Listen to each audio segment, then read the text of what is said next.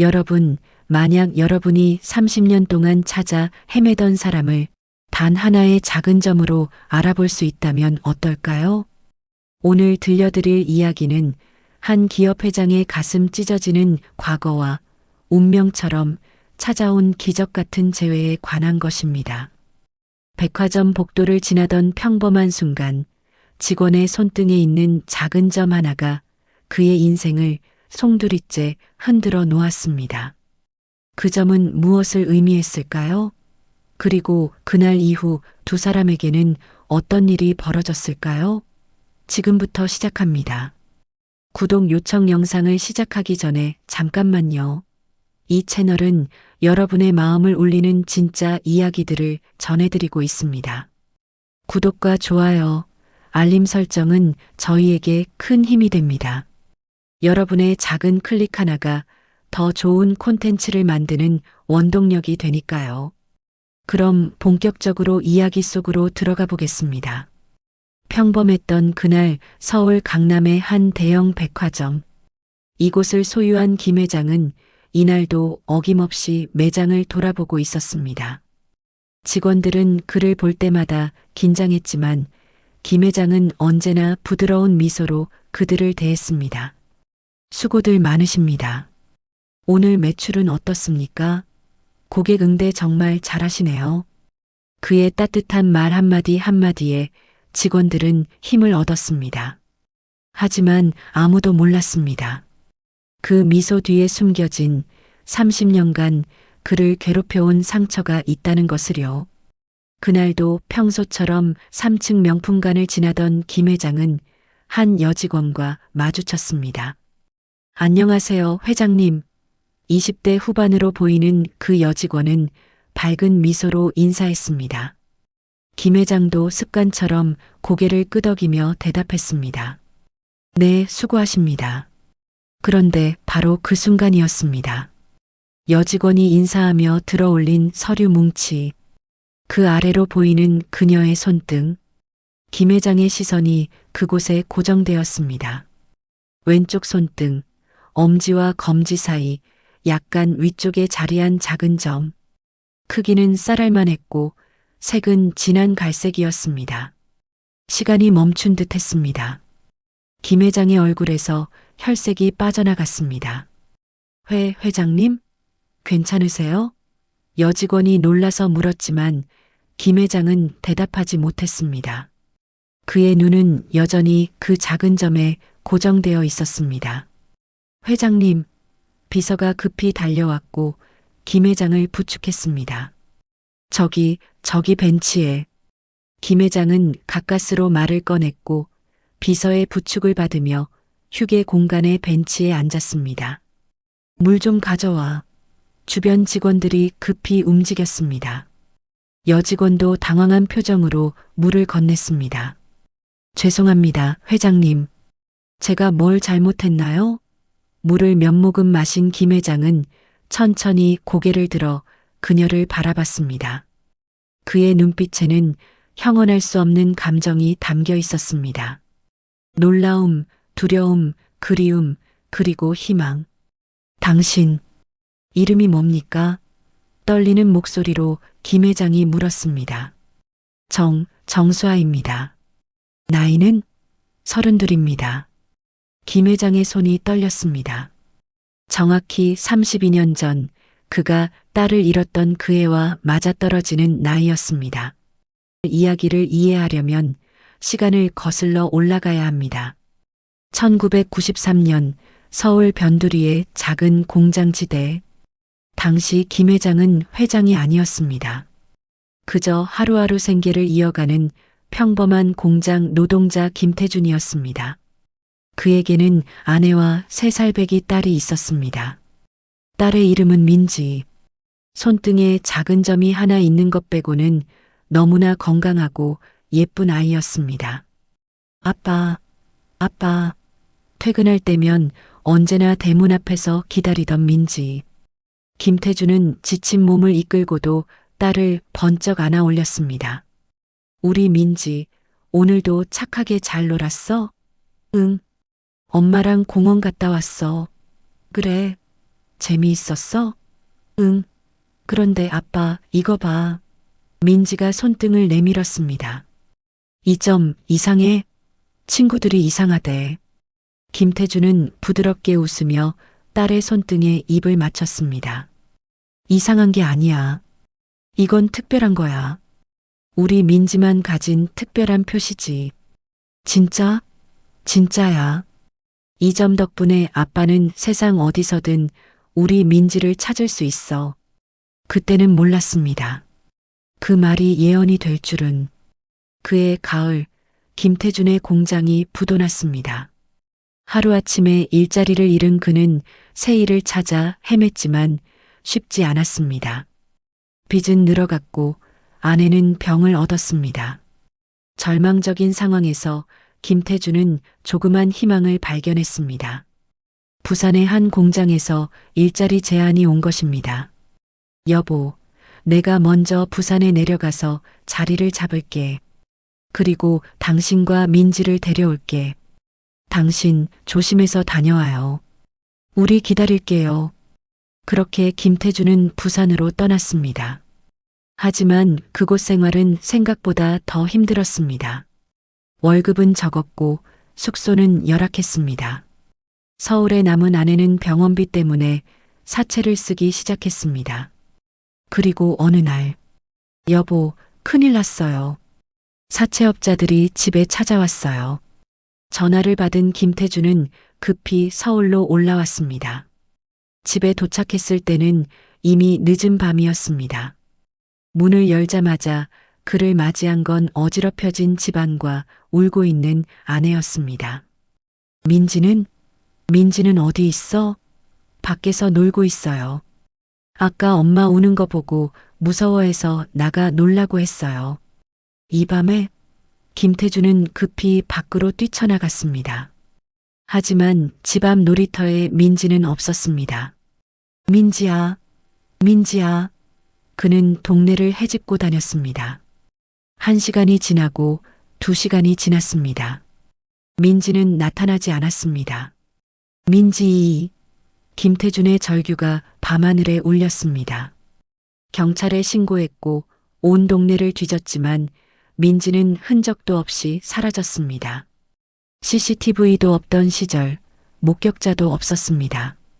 그날 밤 김태준의 인생은 산산조각 났습니다. 아내는 충격으로 정신을 잃었고 결국 1년 뒤 세상을 떠났습니다. 김태준은 미쳐버릴 것 같았습니다. 하지만 그는 미칠 수 없었습니다. 민지를 찾아야 해. 어디선가 살아있을 거야. 꼭 찾아야 해. 그는 딸을 찾기 위해 돈이 필요하다는 것을 깨달았습니다. 그날 이후 김태준은 미친 듯이 일했습니다. 낮에는 공장에서, 밤에는 경비원으로, 새벽에는 신문 배달을, 잠은 하루 3시간. 번 돈은 모두 사설 탐정에게, 전단지 제작에, 신문 광고에 썼습니다. 손등에 작은 점이 있는 여자아이를 찾습니다. 그렇게 5년이 지났습니다. 그 사이 김태준은 작은 사업을 시작했고 운 좋게도 그 사업이 성공했습니다. 돈이 늘어났지만 마음의 구멍은 메워지지 않았습니다. 10년이 지나고 20년이 지나고 30년이 지났습니다. 가난한 노동자였던 김태준은 어느새 재계 순위 50위 안에 드는 기업의 회장이 되어 있었습니다. 하지만 그 모든 성공도 딸 하나 찾지 못한 무능함을 지울 수는 없었습니다. 그는 매년 딸의 생일이면 혼자 케이크를 사서 촛불을 켰습니다. 민지야, 아빠가 늦어서 미안해. 조금만 더 기다려. 꼭 찾을게. 산부 운명의 재회 다시 현재로 돌아옵니다. 벤치에 앉은 김 회장은 정수아를 바라봤습니다. 수아 씨, 실례지만 부모님은 어떻게 되십니까? 그게. 수아는 잠시 망설이다 조용히 대답했습니다. 저는 고아원에서 자랐습니다. 그 말에 김 회장의 심장이 쿵 내려앉았습니다. 고아원? 네. 제가 5살 때 서울의 한 고아원에 맡겨졌다고 들었습니다. 그전 기억은 거의 없어요. 김 회장의 손이 더욱 떨렸습니다. 혹시 그 고아원 이름을 기억하십니까? 사랑의 집이라는 곳이었어요. 지금은 없어졌다고 들었지만요. 그 순간 김 회장의 눈시울이 붉어졌습니다. 사랑의 집. 그가 30년간 수없이 찾아갔던 바로 그 고아원이었습니다. 회장님, 왜 그러세요? 제가 뭔가 잘못했나요?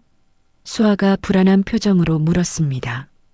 김 회장은 눈물을 참으며 천천히 입을 열었습니다. 수아 씨, 제가 이상한 부탁을 하나 해도 될까요? 네. 무슨, 저와 함께 병원에 가주실 수 있습니까? DNA 검사를 받아주실 수 있겠습니까? DNA 검사요? 수아는 깜짝 놀랐습니다. 주변의 직원들도 수군거리기 시작했습니다. 제게는 32년 전에 잃어버린 딸이 있습니다. 김 회장의 목소리가 떨렸습니다. 그 아이도 손등에 똑같은 자리에 똑같은 점이 있었습니다. 그리고 당신과 나이도 정확히 같습니다. 수아는 자신의 손등을 내려다봤습니다. 평생 당연하게 여겨왔던 그 작은 점. 설마 제가 확신할 수는 없습니다. 하지만 확인하고 싶습니다. 제발 도와주십시오. 김 회장의 간절한 눈빛에 수아는 고개를 끄덕였습니다. 사부 기다림의 시간 그날 오후 두 사람은 조용히 병원을 찾았습니다. 검사 결과는 일주일 후에 나옵니다. 의사의 말에 김 회장은 고개를 끄덕였지만 그의 마음은 이미 혼란스러웠습니다. 만약 맞다면? 만약 내 딸이라면? 하지만 아니라면? 또다시 실망해야 한다면? 지난 30년간 수없이 반복했던 희망과 절망의 순환. 그는 더 이상 상처받고 싶지 않았지만 동시에 이번만큼은 다르기를 간절히 바랐습니다. 수아 역시 복잡한 심정이었습니다. 고아원에서 자라며 늘 궁금했습니다. 내 부모님은 어떤 분들일까? 왜 나를 버렸을까? 나를 사랑하긴 했을까? 하지만 어른이 되면서 그녀는 그 질문들을 마음속 깊이 묻어버렸습니다. 이미 지나간 일이야. 나를 버린 사람들을 찾아봤자 뭐해? 그런데 이제 와서 갑자기 아버지라는 사람이 나타났습니다. 그것도 대기업 회장이라는 사람이. 이게 꿈은 아니겠지? 일주일은 너무나 길게 느껴졌습니다. 김 회장은 잠을 제대로 이루지 못했습니다. 눈을 감으면 어린 민지의 얼굴이 떠올랐습니다. 아빠, 민지야. 아빠, 나 여기 있어. 왜 안 찾아와? 미안해, 민지야. 아빠가 미안해. 식사도 제대로 못했습니다. 회장님, 식사라도 하셔야죠. 비서가 걱정스럽게 말했지만 김 회장은 손사래를 쳤습니다. 괜찮네. 그냥 내버려 두게. 수아도 마찬가지였습니다. 일을 하면서도 자꾸만 생각이 다른 곳으로 갔습니다. 만약 정말 내 아버지라면? 왜 나를 잃어버렸을까? 나를 찾으려고 노력은 했을까? 고아원 동료들에게 전화를 걸었습니다. 언니, 나 있잖아. 이상한 일이 생겼어. 무슨 일인데? 우리 회사 회장님이 자기 딸일지도 모른다고 하셔. 뭐, 재벌 상속녀 되는 거야? 아니, 그게 중요한 게 아니라. 하지만 수아는 말을 잇지 못했습니다. 정말 중요한 게 뭔지 자기도 잘 모르겠었으니까요. 오부 진실의 순간 드디어 일주일이 지났습니다. 결과가 나오는 날 김 회장은 평소보다 2시간 일찍 병원에 도착했습니다.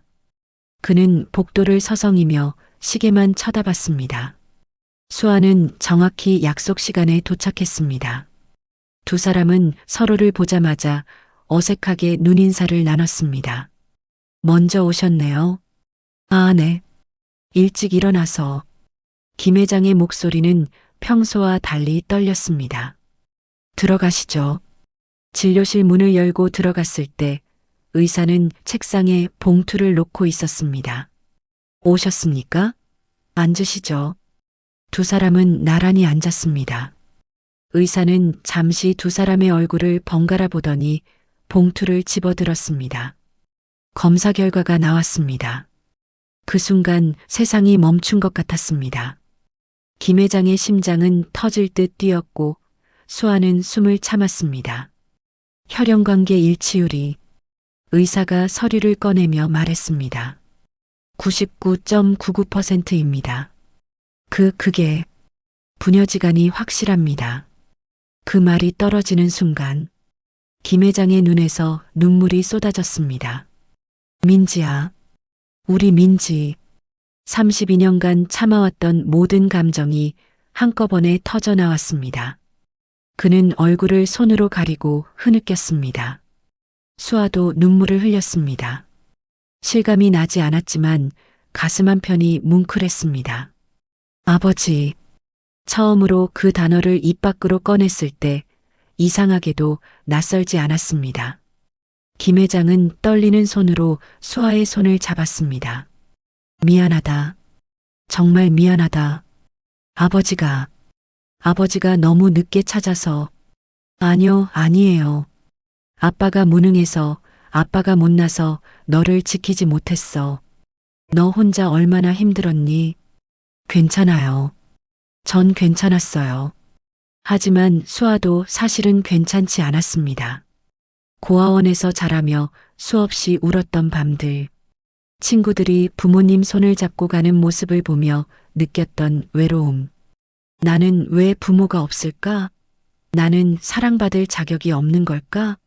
그 모든 상처가 떠올랐습니다. 하지만 동시에 이상한 따뜻함도 느껴졌습니다. 나를 버린 게 아니었구나. 나를 찾으려고 했구나. 나는 사랑받았던 거구나. 두 사람은 한참을 울었습니다. 의사는 조용히 자리를 비켜주었고 간호사는 휴지를 가져다 주었습니다. 육부 그날 이후 DNA 검사 결과 이후 김 회장은 수아에게 천천히 과거 이야기를 들려주었습니다. 어떻게 수아를 잃어버렸는지, 어떻게 미친 듯이 찾아 헤맸는지, 어떻게 살아왔는지, 그날 밤을 평생 후회하며 살았단다. 내가 집을 제대로 지켰더라면, 내가 더 일찍 올라왔더라면. 수아는 아버지의 손을 꼭 잡았습니다. 아버지 잘못이 아니에요. 어려운 상황이었잖아요. 아니야. 아빠 잘못이 맞아. 하지만 이제라도 너를 찾아서 정말 다행이야. 수아도 자신의 이야기를 들려주었습니다. 고아원에서의 생활. 대학 진학을 위해 밤낮으로 공부했던 이야기. 장학금을 받아 대학을 졸업하고 백화점에 취직한 이야기. 힘들지 않았니? 힘들었죠. 하지만 포기하고 싶지 않았어요. 제가 증명하고 싶었거든요. 부모가 없어도 혼자서도 잘 살 수 있다는 걸. 김 회장은 딸의 강인함에 가슴이 벅찼습니다. 동시에 그 강인함 뒤에 숨겨진 외로움이 느껴져 마음이 아팠습니다. 이제는 혼자가 아니야. 아빠가 있어. 네. 하지만 두 사람의 관계가 갑자기 완벽해진 것은 아니었습니다. 32년의 공백은 쉽게 메워지지 않았습니다. 처음에는 서로 어색했습니다. 저기 아버지. 응, 뭐든지 말해봐. 아니에요. 별거 아니에요. 무슨 말을 해야 할지, 어떻게 행동해야 할지 몰랐습니다. 김 회장도 마찬가지였습니다. 민지. 아니 수아에게 뭘 해줘야 할까? 돈? 아니야. 돈으로 해결될 문제가 아니야. 그럼 뭘? 그는 조심스럽게 수아와 시간을 보내기 시작했습니다. 수아야, 이번 주말에 시간 있니? 네, 왜요? 같이 식사나 할까? 내가 좋아하는 음식 먹으러 가자. 좋아요. 첫 식사 자리는 어색했습니다. 많이 먹어. 네. 하지만 조금씩, 아주 조금씩 거리가 좁혀졌습니다. 두 번째 만남에서는 어린 시절 이야기를 나눴습니다. 너 어렸을 때 참 장난꾸러기였어. 한 번은 김 회장의 이야기에 수아는 웃었습니다. 제가 그랬어요?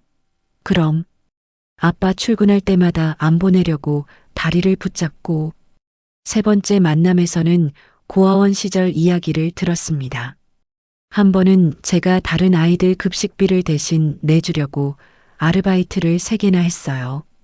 그래, 착한 일을 했네. 아니요, 그게 사실은 그 아이들이 제 친구였거든요. 같이 있고 싶었어요. 그 말에 김 회장은 가슴이 찡했습니다.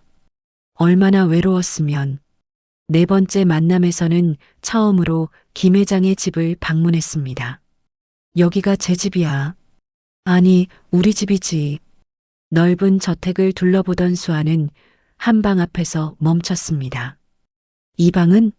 그건 김 회장은 조심스럽게 문을 열었습니다. 안에는 여자아이 방이 그대로 보존되어 있었습니다. 인형들, 그림책들, 작은 옷들. 민지 방이야. 내 방이지. 30년간 그대로 뒀어. 언젠가 내가 돌아올 거라고 믿었거든. 수아는 방 안으로 천천히 들어갔습니다. 옷장을 열자 아기 옷들이 가지런히 걸려 있었습니다. 이건 제 옷이었어요? 그래. 내가 마지막으로 입었던 옷도 있어. 수아는 작은 노란색 원피스를 꺼내 들었습니다. 그 순간 묘한 기억이 떠올랐습니다. 노란 원피스를 입고 공원에서 놀던 기억. 아빠가 높이 들어 올려주던 기억. 아빠. 수아의 눈에서 눈물이 흘렀습니다. 기억나는 것 같아요. 어렴풋이. 김 회장도 눈물을 흘렸습니다. 우리 딸 많이 보고 싶었어. 7부 새로운 시작 그 후로 두 사람의 관계는 더욱 가까워졌습니다. 수아는 주말마다 아버지를 찾아갔습니다. 때로는 함께 산책을 하고, 때로는 영화를 보고, 때로는 그냥 집에서 차를 마시며 이야기를 나눴습니다. 회사에서도 변화가 있었습니다. 김 회장은 수아를 특별 대우하지 않았습니다. 다른 직원들이 오해할 수 있어. 내가 실력으로 인정받았으면 좋겠어. 알아요, 아버지. 전 그게 더 좋아요. 하지만 사람들은 조금씩 눈치채기 시작했습니다. 저 직원, 회장님이랑 주말에 같이 있더라. 진짜? 혹시 딸? 소문은 빠르게 퍼졌고 결국 김 회장은 공식적으로 발표했습니다. 정수아 사원은 제 딸입니다. 32년 만에 찾았습니다. 직원들은 놀랐지만 동시에 감동했습니다. 와, 드라마 같은 일이 진짜 있구나. 회장님, 얼마나 기쁘실까. 언론도 이 이야기에 관심을 가졌습니다. 32년 만의 기적. 손등의 점이 밝힌 부녀에 제외하지만 김 회장은 인터뷰 요청을 모두 거절했습니다. 우리 이야기는 우리만의 것으로 남겨두고 싶습니다. 8부 치유의 시간하지만 모든 게 순조로운 것만은 아니었습니다. 수아는 때때로 복잡한 감정에 휩싸였습니다. 이 모든 게 너무 빨리 진행되는 건 아닐까? 나는 정말 준비가 됐을까? 어느 날 밤 수아는 고아원 친구에게 전화를 걸었습니다. 언니, 나 이상한 것 같아. 왜? 무슨 일인데? 아버지가 너무 잘해주시는데. 나는 자꾸만 벽을 세우게 돼. 왜 그럴까? 수아야, 그건 당연한 거야. 30년간 혼자 살았잖아. 갑자기 누군가에게 의지하는 게 쉬운 일이 아니지. 그래도 아버지한테 미안해. 미안해할 필요 없어. 천천히 가면 돼. 아버지도 이해하실 거야. 친구의 말에 수아는 조금 마음이 놓였습니다.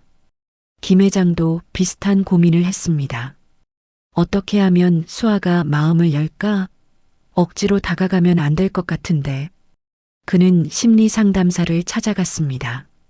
장기간 떨어져 있던 가족이 재회했을 때는 시간이 필요합니다. 서두르지 마세요. 하지만 이미 30년을 놓쳤는데 그렇다고 남은 시간까지 조급하게 보내실 건가요? 천천히 진심으로 다가가세요. 상담사의 조언을 듣고 김 회장은 마음을 바꿨습니다. 그래, 천천히 가자. 수아의 속도에 맞춰주자. 그 후로 김 회장은 더 이상 서두르지 않았습니다. 수아가 연락하면 기쁘게 받았고 연락이 없어도 재촉하지 않았습니다. 수아가 고민을 털어놓으면 조언보다는 경청을 먼저 했습니다. 그러자 신기하게도 수아가 먼저 다가오기 시작했습니다. 아버지, 이번 주에 시간 있으세요? 당연하지. 무슨 일인데? 같이 제가 자란 고아원에 가보고 싶어요. 아버지한테 보여드리고 싶은 곳이 있어요. 좋아. 가자. 고아원 앞에 섰을 때 수아는 여러 감정이 교차했습니다. 여기서 19년을 살았어요. 제 전부였던 곳이에요. 김 회장은 낡은 건물을 바라봤습니다. 내 딸이 이런 곳에서 가슴이 아팠지만 동시에 감사했습니다. 이곳이 너를 키워줬구나. 고마운 곳이네. 네. 원장 선생님이 정말 좋은 분이셨어요.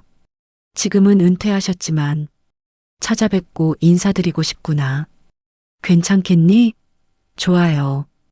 두 사람은 은퇴한 원장을 찾아갔습니다. 수아야, 정말 오랜만이구나. 원장 선생님. 그런데 옆에 계신 분은 제 아버지세요. 원장은 깜짝 놀랐습니다. 아버지, 그럼 혹시... 김 회장은 깊이 고개를 숙였습니다. 제 딸을 키워주셔서 감사합니다. 제가 못난 아버지라 딸을 잃어버려서... 아니에요. 고개 드세요. 수아는 정말 훌륭하게 자랐어요. 자랑스러운 아이예요. 다 선생님 덕분입니다. 그날 저녁 김 회장은 고아원에 큰 금액을 기부했습니다. 이건 너무 큰 금액인데요. 아닙니다. 제 딸을 키워주신 은혜를 어떻게 다 갚겠습니까? 그리고 앞으로도 계속 후원하겠습니다. 에필로그는 일상 1년이 지났습니다. 수아는 이제 자연스럽게 아버지를 아빠라고 부릅니다. 아빠, 저 이번에 승진했어요. 정말? 축하한다, 딸. 제 실력으로 한 거예요. 특혜 같은 거 전혀 없었어요. 당연하지. 우리 딸 실력 좋으니까. 두 사람은 이제 일주일에 한 번씩은 꼭 만납니다. 때로는 외식을, 때로는 집에서 직접 요리를 해 먹습니다. 아빠, 제가 파스타 만들어 볼게요. 그래, 우리 딸 요리 잘하네. 고아원에서 배웠거든요. 큰 아이들은 직접 요리해야 했어요. 그랬구나. 여전히 가슴 한편이 아프지만 김 회장은 웃으며 받아들입니다. 과거는 바꿀 수 없지만 미래는 함께 만들어갈 수 있으니까요. 수아도 이제는 자신의 과거를 부끄러워하지 않습니다. 저는 고아원 출신이에요. 하지만 그게 제 전부는 아니에요. 저는 제 힘으로 여기까지 왔어요. 그녀는 당당합니다. 혼자 살아온 시간이 그녀를 강하게 만들었고 이제 가족이 생긴 것이 그녀를 더 따뜻하게 만들었습니다. 어느 일요일 아침, 김 회장은 수아와 함께 산책을 나갔습니다. 아빠, 저 꽃 예쁘다. 그래, 꺾어줄까? 아니요. 그냥 보는 게 좋아요. 여기 있어야 더 예쁘잖아요. 김 회장은 딸의 옆모습을 바라봤습니다. 언제 이렇게 컸을까? 어린 민지의 모습은 이제 없지만 대신 성숙한 수아가 있습니다. 수아야. 네. 행복하니? 수아는 잠시 생각하다 웃으며 대답했습니다. 네. 행복해요, 아빠. 그 말에 김 회장의 눈시울이 붉어졌습니다. 고맙다. 아빠한테 돌아와줘서. 아니요. 제가 더 고마워요. 저를 찾아줘서. 두 사람은 손을 잡고 걸었습니다. 30년의 공백은 여전히 크지만 이제 남은 시간을 함께 채워갈 수 있습니다. 수아의 손등에 있는 작은 점. 한때는 친구들이 이상하다고 놀렸던 그 점. 이제는 기적을 만든 특별한 표시가 되었습니다. 가끔 수아는 그 점을 보며 생각합니다. 이 작은 점 하나가 내 인생을 바꿨어. 그리고 김 회장도 생각합니다. 내가 했던 말이 진짜가 됐구나. 이 점 덕분에 정말 너를 찾았어. 마무리 여러분, 오늘 이야기는 여기까지입니다. 한 백만장자 회장과 그의 딸이 32년 만에 재회한 이야기. 손등에 작은 점 하나가 만든 기적의 이야기. 이 이야기는 우리에게 무엇을 말해줄까요? 포기하지 않으면 기적은 일어난다는 것. 사랑하는 사람을 잃어도 희망을 버리지 않으면 언젠가 다시 만날 수 있다는 것. 그리고 가장 중요한 것은 가족의 사랑은 시간과 거리를 뛰어넘는다는 것입니다. 여러분에게도 잃어버린 무언가가 있나요? 포기했던 꿈이 있나요? 닫아버린 마음이 있나요? 오늘 이 이야기가 여러분에게 작은 희망이 되었으면 좋겠습니다. 기적은 멀리 있지 않습니다. 때로는 지나가는 복도에서, 때로는 작은 점 하나에서 시작되기도 합니다. 여러분의 인생에도 아름다운 기적이 찾아오길 바랍니다. 마무리 멘트 오늘 영상이 마음에 드셨다면 구독과 좋아요 부탁드립니다. 알림 설정까지 해주시면 새로운 감동 스토리를 가장 먼저 만나보실 수 있습니다.